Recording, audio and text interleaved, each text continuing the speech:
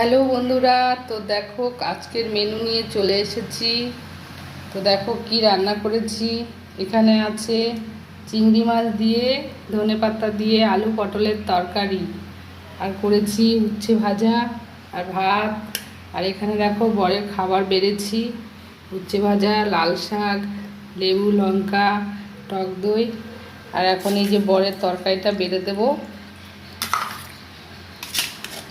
তো তোমরা কমেন্টে জানিও আজকে তোমরা কে কী রান্না করেছো, অবশ্যই জানিও কমেন্টে।